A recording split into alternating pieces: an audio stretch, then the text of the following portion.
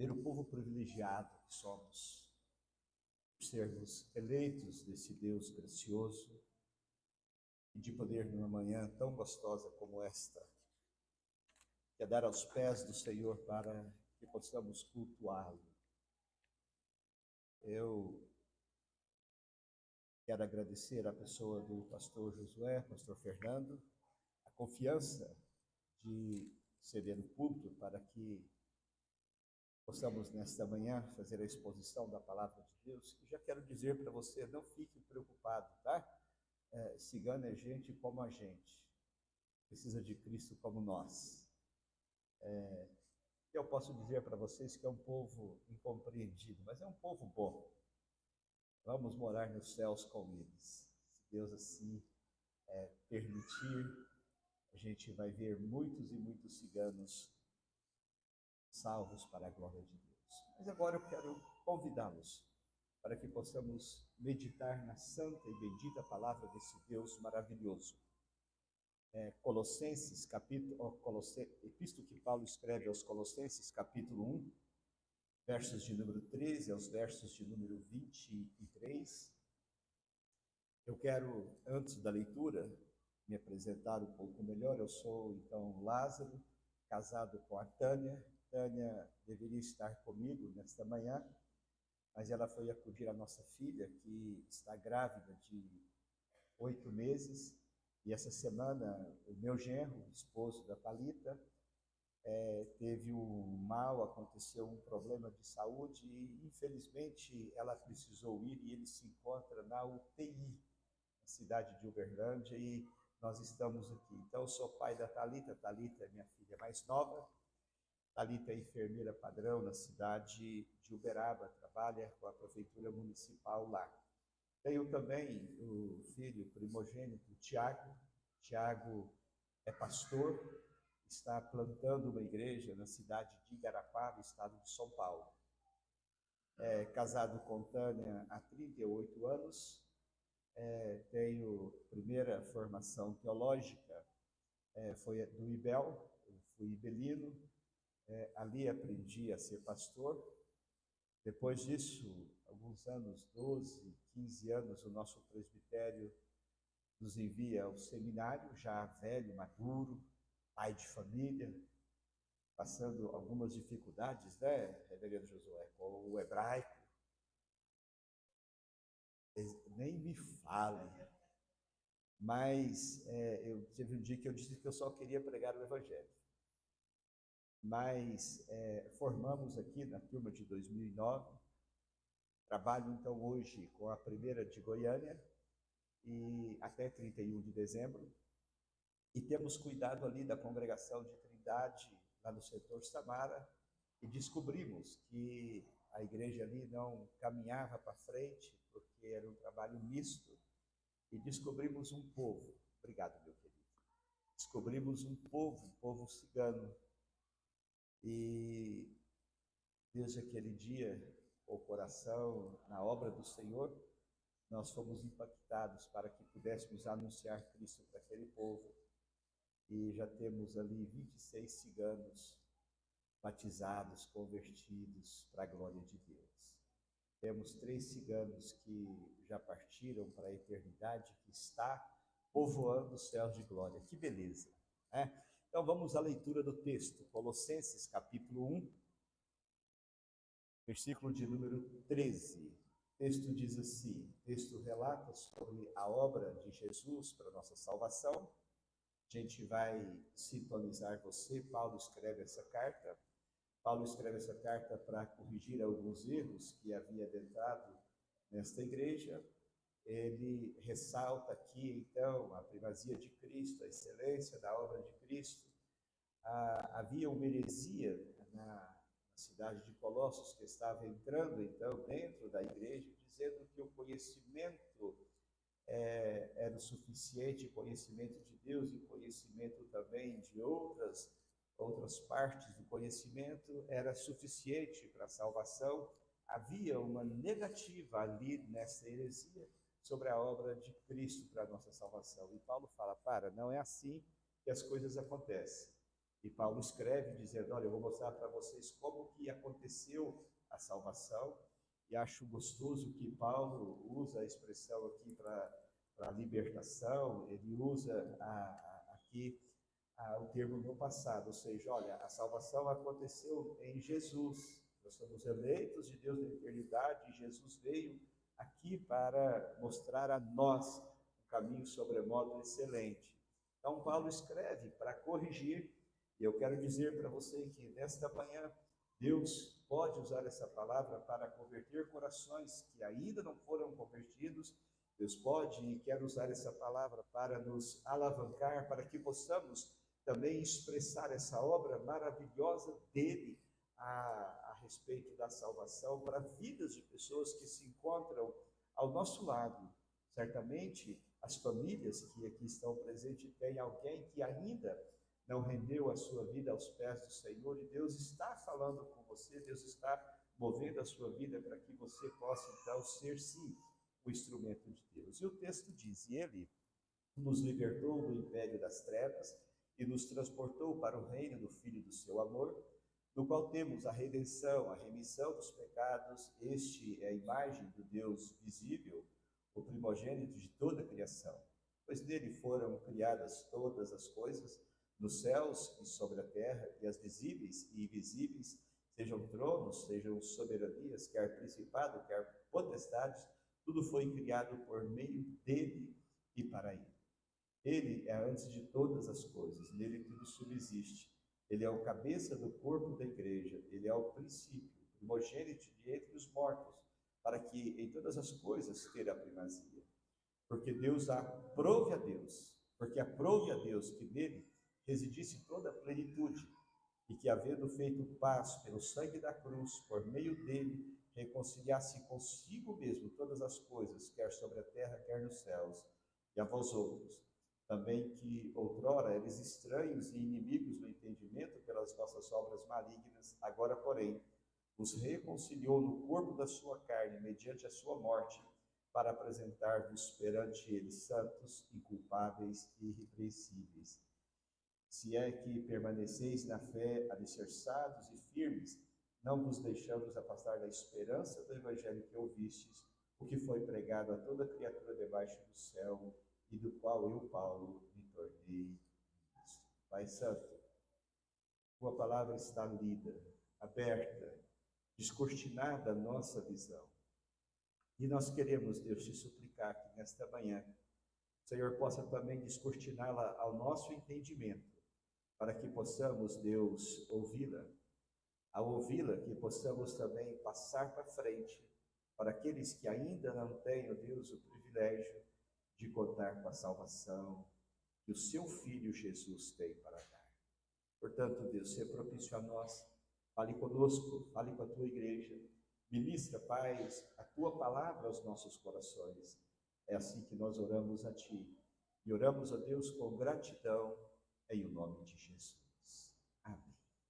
Queridos, conta-se uma história, um certo jovem, por volta dos seus 17 anos, precisava então começar a pensar na sua profissão, e ele então resolve, após alguns testes, algumas pesquisas, ele resolve então ser um bombeiro salva-vidas. E é extremamente importante para aquele jovem o treinamento.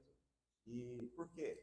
Porque ele seria então, ele enfrentaria, melhor dizendo, situações que aos olhos de muitos são perigosas, e verdadeiramente é perigosa, mexer com água é perigoso.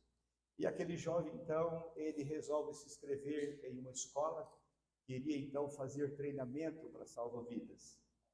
E quando ele chega então perto ali daquela água, onde o seu instrutor estava fazendo ali então a preleção da primeira aula, ele começa a ouvir as palavras então daquele professor, e ele começa a pensar na obra de Cristo. E aquele professor então pega um boneco que supostamente havia afogado, e tira aquele boneco da água, faz ali os primeiros socorros, faz massagem, ele faz respiração, tira a água de dentro ali daquele boneco. E aquele jovem disse: olha, foi isso aí que o Senhor fez comigo. Senhor Jesus, eu andava no mundo, eu estava perdido, afogando nas coisas que o mundo e que Satanás oferece. E acontece que Jesus então me tira do mundo. E ao tirar-me do mundo, Jesus também então tirou o mundo de dentro de mim. E ao tirar o mundo de dentro de mim, Jesus me manda de volta para o mundo, agora para que eu possa anunciar essa obra maravilhosa.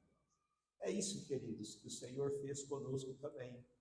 O Senhor nos elegeu desde toda a eternidade, não éramos então gente, não existíamos. E o Senhor resolveu nos eleger por sua graça, por sua misericórdia, pelo seu amor.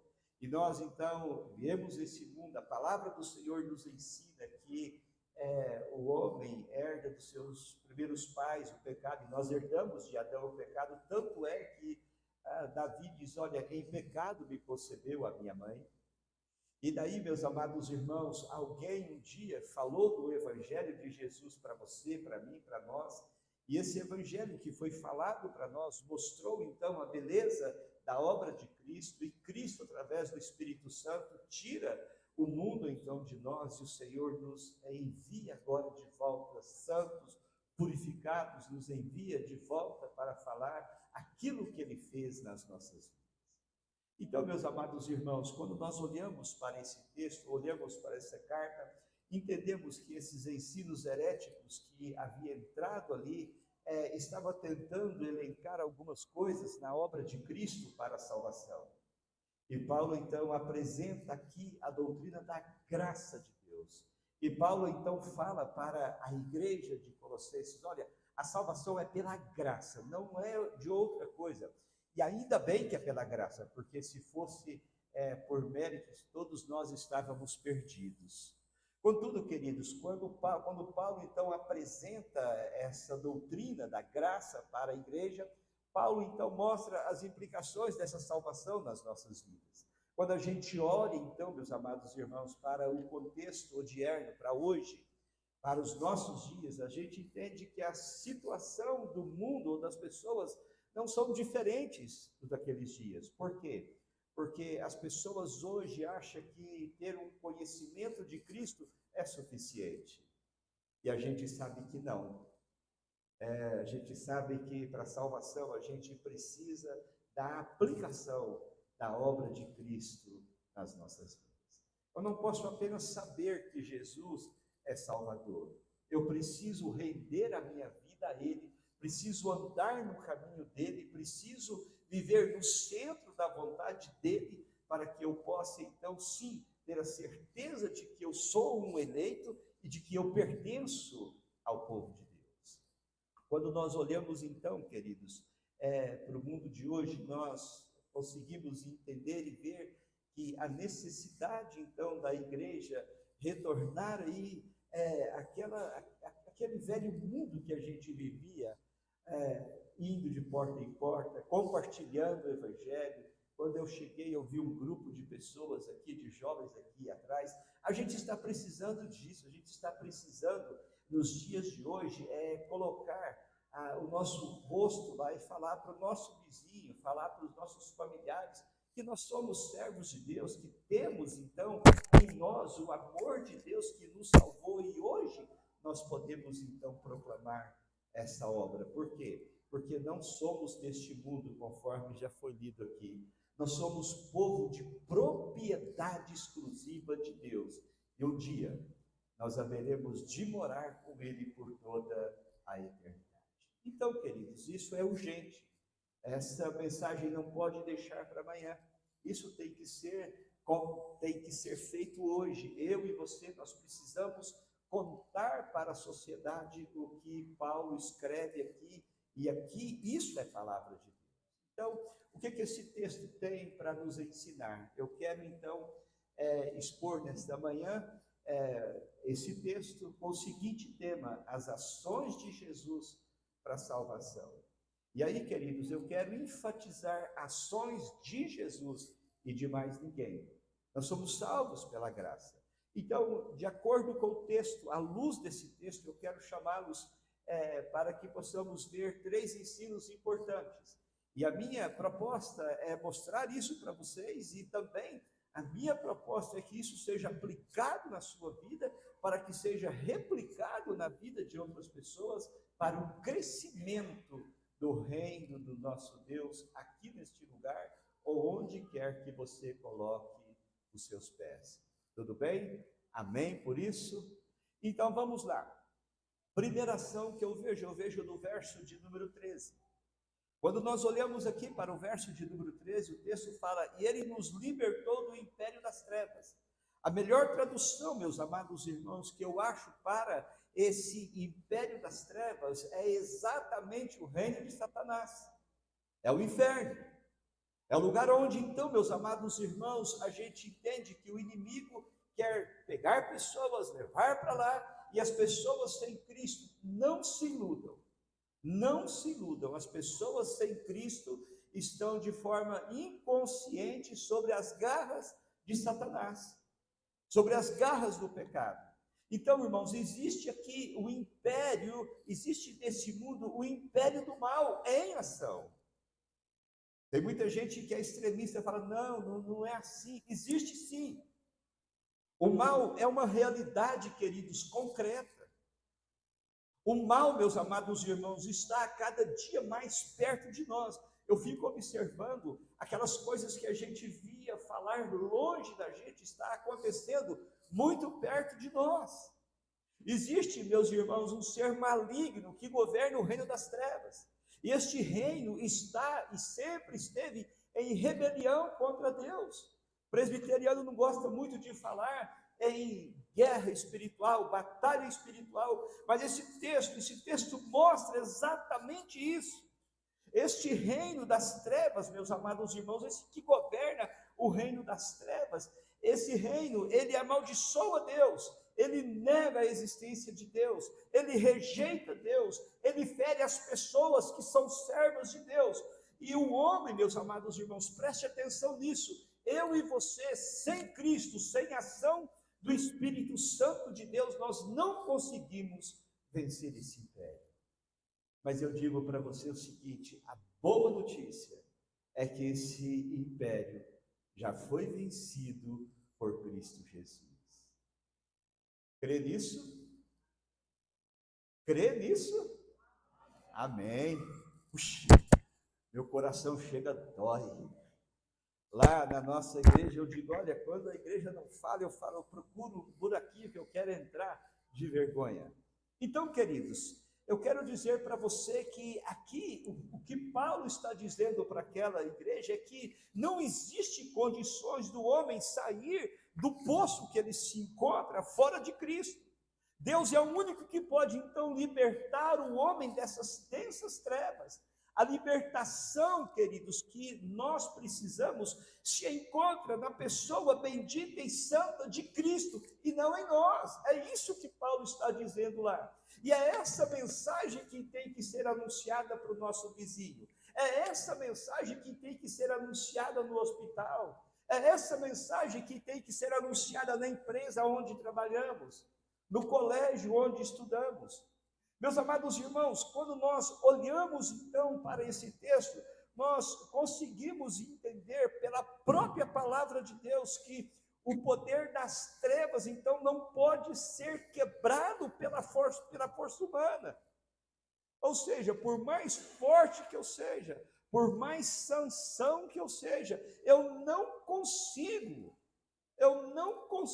sair das garras do pecado, das garras do diabo.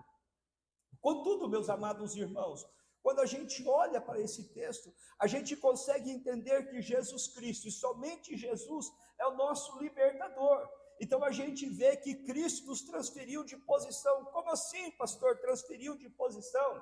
O nosso Senhor, olha que coisa maravilhosa, quando a gente fala de salvação, olha, Jesus é Salvador, ponto. É muito genérico isso, não é? Embora seja uma obra especial, uma obra magnífica, mas a gente não olha para trás, não olha para o que aconteceu. Você já parou para pensar o que Deus fez para que eu e você pudesse ser salvos? Você já parou para pensar que foi necessário o próprio Deus se fazer um de nós? Vestir a nossa pele? Viver nesse mundo, queridos, enfrentando embates com Satanás todos os dias? E sabe que o mais importante de tudo isso, que sempre, queridos, Jesus tinha uma meta, melhor dizendo, Jesus tinha uma visão. Quando Jesus enfrentava as dificuldades, quando Jesus se fez homem, ele já pensava na cruz. Sabe por quê? Porque foi exatamente pela morte de Cristo, foi através do sangue derramado, que o Senhor disse que nos salvaria. Então, meus amados irmãos, quando nós olhamos para esse texto, a gente pode entender que Jesus, então, invadiu o reino de Satanás. Quando Paulo fala, e ele nos libertou do império das trevas, o texto está dizendo, então, que Jesus invade o reino de Satanás. Jesus vai lá, queridos, e vence o valente. Jesus vai lá, meus amados irmãos, e resgata os escolhidos de Deus, derrota Satanás, liberta o povo que é de Deus, que estava preso pelas garras de Satanás. E agora, meus amados irmãos, eu e você podemos então cultuar, cantar, louvar e bendizer a Deus por causa de quê? Da graça de Deus e pela ação do Senhor, quando Ele vai e invade as trevas e nos leva para os céus. É isso mesmo, ele nos transfere de posição. Por quê? Porque estávamos, se você vai, isso fica mais claro, já foi dito aqui hoje, mas isso fica mais claro se você vai em Efésios capítulo de número 2, eu estou dando uma corrida aqui porque eu tenho tempo. Efésios capítulo de número 2 mostra para nós exatamente como éramos. Nós estávamos mortos nos nossos delitos, nos nossos pecados. E o Senhor então resolve agora o que? Mudar a nossa posição. Ele nos dá vida. E Ele não somente nos dá vida. Se você vai agora aí em Efésios 2, verso de número 6, você vai ver então que nós fomos transferidos de lugar. Verso de número 6 fala que nos fez assentar nos lugares celestiais em Cristo Jesus. Isso é céu. Olha como então Paulo está refutando o ensino herético que havia naquele lugar e agora está dizendo, olha, não é bem assim. Cristo, ele nos transferiu de posição. Cristo, ele nos tirou das trevas e nos levou para a luz. O Senhor, nós éramos mortos, ele colocou vida em nós. Nós estávamos acorrentados e o Senhor veio e arrebentou com as correntes e agora nós somos livres. Irmãos, Dr. Russell Shedd, comentando esse texto, ele diz que Deus, então, em Cristo, montou uma operação de resgate através, então, de Cristo, para nos libertar do poder de Satanás e nos transferir para a maravilhosa luz, para os céus. Então, meus amados irmãos, a gente vê essa obra de transporte, agora então a gente vê essa libertação e nós podemos dar glórias a Deus por isso, podemos cantar aleluias por isso. Por quê? Porque hoje eu sou livre para adorar a Deus, livre para cultuar a Deus, livre para contar a obra de Deus. E hoje, meus amados irmãos, eu e você, nós fazemos parte do povo de Deus, temos os céus como a nossa garantia, porque já estamos nos céus, porque Cristo é o nosso representante. E hoje eu posso também dizer, como o apóstolo Paulo, quando ele escreve aí em Romanos capítulo 8, verso de número 1, por causa, meus amados irmãos, dessa obra do Senhor, por causa dessa ação de Jesus, nós podemos falar em alto e bom tom agora, nenhuma condenação há para os que estão em Cristo Jesus. Eu e você fomos transportados das trevas e fomos para a luz. Eu e você em Cristo Jesus. Nós podemos então dizer aleluias. Nós podemos então falar, Senhor, obrigado. Podemos então contar para os outros que temos um lugar que nos espera, um lar celestial. Meus amados irmãos, com isso, nós podemos então entender que agora temos acesso ao trono da graça. Com isso, meus amados irmãos, com essa obra de transporte, com essa obra de libertação, com essa obra de transferir de posição, eu e você hoje, nós temos paz com Deus. Não através do conhecimento, não através de filosofia, não através de obra minha e sua, mas por causa da obra de Cristo Jesus. Aleluia, pois. Glória a Deus. Então, meus amados irmãos, eu digo para você que nós fomos tirados das trevas e fomos levados para a luz. Fomos levados para a presença de Deus. Contudo, quando nós olhamos para esse texto, nós entendemos aqui um segundo ensino, uma segunda ação de Jesus sobre as nossas vidas. E aí eu posso dizer para você, Cristo não só nos libertou, mas Ele pagou a nossa dívida. Um exemplo claro disso aqui, uma ilustração boa para isso é o seguinte: pensa aí no carro que você quer comprar, aquele chique mesmo, mas você está quebrado igual o pastor Lázaro, e você vai lá e faz o financiamento. E você recebe então o carro, mas você recebe um carnê dessa grossura, que parece mais um livro, né, uma Bíblia. E daí, queridos, chega o dia de pagar, toda conta tem o dia de pagar, você vai lá na concessionária e você falou, vim cá pagar a prestação, a primeira prestação do meu carro, a gente tem orgulho em dizer que é meu carro. Daí, queridos, o que acontece? A pessoa procura lá no seu nome, não tem nada, você não deve nada, está lá escrito pago, pago, pago, pago. As 120 prestações, todas pagas. E aí, então, aquele rapaz da concessionária liga para o gerente vem desesperado porque o carro é caríssimo. E daí, então, o gerente procura, liga, faz e, olha, está pago mesmo. Ou seja, alguém pagou. Alguém pagou. Quando nós olhamos para o verso de número 14, queridos, a gente vê, então, que Jesus pagou a nossa dívida. O texto diz, no qual temos a redenção, a remissão dos pecados. Meus queridos, a Bíblia então nos orienta que há uma dívida escrita no seu nome e no meu nome, não preocupe com isso, tá? Ninguém fez dívida para você, foi você mesmo, tá? Mas essa dívida que está no meu nome, no seu nome, meus amados irmãos, ela foi então paga. Houve essa dívida, mas ela foi paga por quem? Foi paga por Cristo. O que Cristo usou para pagar essa dívida? Cristo usou, meus amados irmãos, o sangue dele. O preço que Cristo pagou pelos nossos pecados, e aqui eu faço uma quebra de ensinos por aí. Existem algumas teologias que falam que Cristo pagou pela alma do eleito para Satanás. Não, Satanás é um usurpador. Satanás não criou nada. Quem instituiu a lei, a alma que pecar, essa morrerá, foi Deus. E Deus, por causa do seu amor, por causa da sua graça, ele então sabe, entende que Satanás não é dono de nada, mas Deus resolve, então, propiciar-se para que eu e você pudéssemos, então, ser salvos. Quando a gente olha aqui, então, o texto fala aí duas coisas que merecem, então, ser destacadas aqui. O texto fala de remissão de pecados. Que é isso, pastor?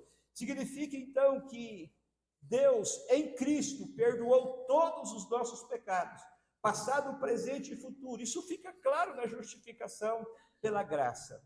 Nossos delitos, então, não podem mais nos escravizar. Por quê? Porque eles foram pagos. Satanás não pode encontrar nada mais no arquivo espiritual nosso. Sabe por quê? Porque quando ele vai lá e ele é acusador, ele vai acusar, e quando ele vai lá olhar o arquivo espiritual, ele vai ver lá o carimbaço de Cristo Jesus, dizendo justificado, justificado, justificado, justificado.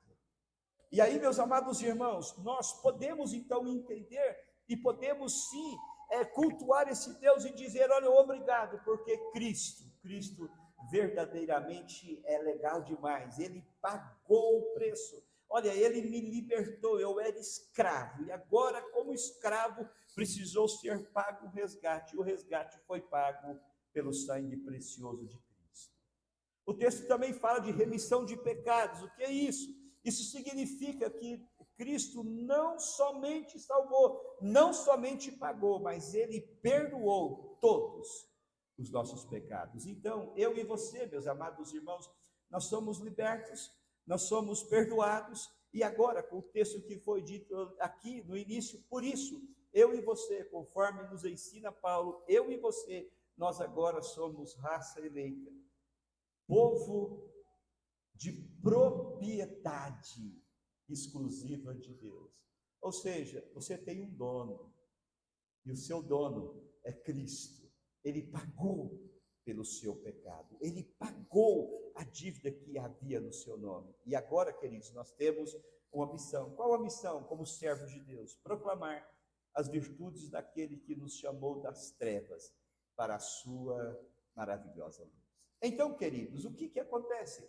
O nosso Senhor Jesus, na ação pela nossa salvação, ele não somente nos muda de posição, mas ele também paga a nossa dívida. Contudo, há um terceiro e último ensino que eu quero trazer para você, e o texto diz aí no verso de número 22, que agora. Por que esse agora está aí? Porque antes não era assim. Agora, porém, vos reconciliou no corpo da sua carne, mediante a sua morte. Para quê? Olhem o propósito. Para apresentar-vos perante ele santos, inculpáveis e irrepreensíveis. O pecado, meus amados irmãos, dos nossos primeiros pais, quebrou a comunhão com Deus. Esse pecado, então, trouxe separação do homem de Deus. Esse pecado, então, queridos, nos tirou de uma posição de servos, de amigos, de pessoas que tinham intimidade com Deus. Tanto é que você vê no texto de Gênesis, lá no começo de tudo, que havia uma certa liberdade, havia uma certa intimidade. Por quê? Porque Deus visitava o homem todos os dias. Contudo, meus amados irmãos, isso foi quebrado pelo pecado. E nós entendemos então que o Senhor Jesus foi designado por Deus para restaurar essa comunhão que havia sido quebrada. Para isso, queridos, foi necessário então Jesus se fazer homem, foi necessário Jesus então habitar entre nós, foi necessário, meus amados irmãos, ele morrer a nossa morte. Foi isso que Jesus fez, ele morreu a nossa morte. Por quê? Porque a palavra de Deus nos ensina então, meus queridos, que o salário do pecado é a morte. E Jesus não pecou. A morte de Jesus naquela cruz foi substitutiva, ele estava te substituindo, me substituindo, substituindo aqueles que Deus havia então elegido desde toda a eternidade.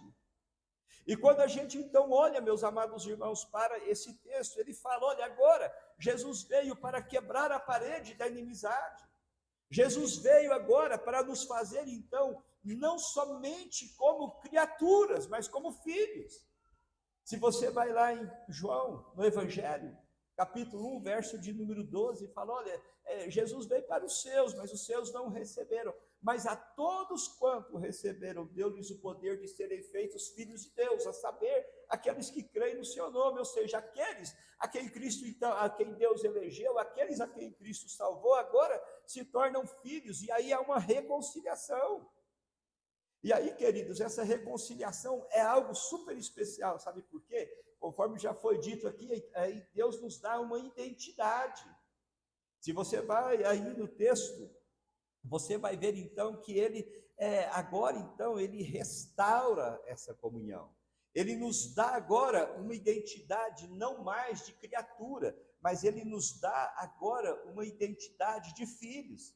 E aí o apóstolo Paulo, ele havia dito isso na carta aos Efésios. Ele diz, assim já não sois estrangeiros e peregrinos, mas são concidadãos dos santos e sois da família de Deus. Ou seja, família que é família não vive brigada, não vive na inimizade.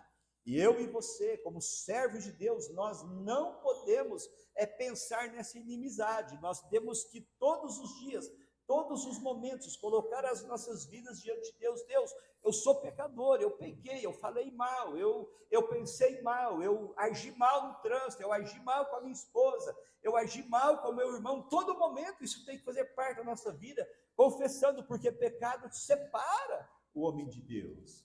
E hoje, queridos, eu e você somos reconciliados. Reconciliação significa, então, restituição de um estado do qual a pessoa se separou. E é por isso, então, que a gente baseia isso aqui no verso de número 22. Agora, então, antes não era assim, mas agora ele nos reconciliou no corpo da sua carne, e esta reconciliação nos faz, então, pessoas santas. O que é santo, pastor? Separados. Separados para quê? Para o uso. Uso de quem? Uso de Deus. Então, queridos, agora eu e você que recebemos essas ações de Jesus, nós pertencemos a Deus, somos consagrados a Ele, separados para Ele, para que Ele possa usar as nossas vidas na sociedade onde nós estamos inseridos, compartilhando as ações de salvação.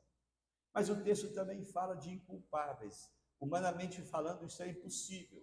Mas isso diz que é o seguinte: o Senhor, então, com o sangue precioso de Jesus, nos lavou. E agora, então, nós somos totalmente limpos, puros, sem defeitos. Por quê? Porque o sangue de Jesus nos purificou e nos purifica em todos os momentos. E a Igreja de Cristo, como diz o hino de número 269, ela é mais alva do que a neve. Eu e você, somos separados para o uso de Deus e agora somos inculpáveis. Contudo, queridos, o texto também fala que somos apresentados diante de Deus irrepreensíveis, livres de qualquer acusação, sem nenhuma culpa sobre nós. E aí, se você, não dá tempo aqui, mas se você depois quiser, leia Romanos capítulo 8, a partir do verso de número 31, você vai ver que coisa bela, que coisa maravilhosa. Nossa dívida foi paga, a reconciliação foi feita, agora eu e você pertencemos a Deus, estamos em paz com Deus e a comunhão, ela fora restabelecida. O que nós então podemos aprender com isso? Eu te chamo para a gente voltar lá na nossa introdução, na história do salva-vidas. Tudo isso que foi dito aqui, aquele salva-vidas viu acontecer ali na vida dele, quando ele estava ali vendo aquela aula, e eu digo para você, tudo isso aconteceu com você e comigo. E hoje, nós temos comunhão com Deus, anunciamos o Evangelho, não pelo nosso poder, mas pelo poder de Cristo. Temos, então, condições de testemunhar, temos condições de sermos, sim, um povo de Deus para proclamar as virtudes dele a essa sociedade caída. Qual a aplicação que nós podemos, então, fazer disso? Eu digo para você, o Senhor, ele